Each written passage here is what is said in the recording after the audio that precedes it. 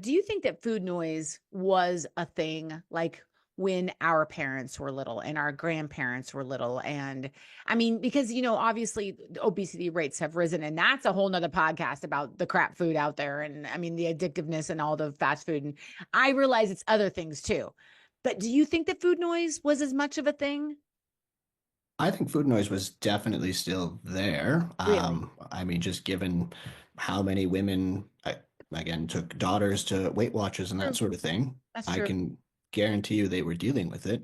However, I would say food noise has become substantially worse with the Mhm. ultra processed foods that are essentially designed to fire up that reward center of your brain and to keep you wanting more and more. Like people all the time say, like, oh, when I cut it out and don't have that food, like the cravings go away over time. And It's it's like, amazing. yeah, your brain gets desensitized to it. It's like, hey, we don't need that to be happy or whatever like that. And even if you don't do the emotional work, the craving is going to go down. But as soon as you reintroduce it, well, then the brain says, hey, you Right. figured it out, you found it again. Like let's go and get it. Let's, engage with that one more time. Right. And so I'm still on the fence about food addiction and whether that is a place of it right now. I would say it's more food compulsion than anything else because no one's going into their pantry and just eating sugar out of the bag kind of thing like that. So it's just being mindful of kind of the definitions and the treatment. And I am never a believer of like pure abstinence from, all foods altogether because Everything. Right.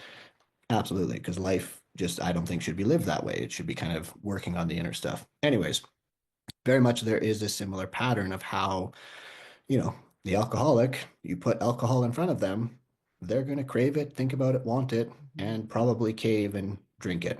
Same thing when we're dealing with something like this rumination and overthinking of food and that sort of thing.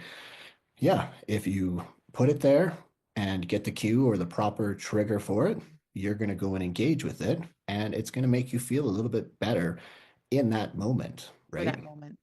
I call And I myself think a proximity eater. If it's in my totally, proximity, I will eat it. But if it's not there, I won't think about it. Like I won't drive to the store to go get a ho ho or whatever. Like yeah. I wouldn't drive it. But if you brought out a plate of them, I would eat them. And when I was heavy, Dan, I used to eat them just to get them out of my area because then they were not tempting me. I called it hate eating.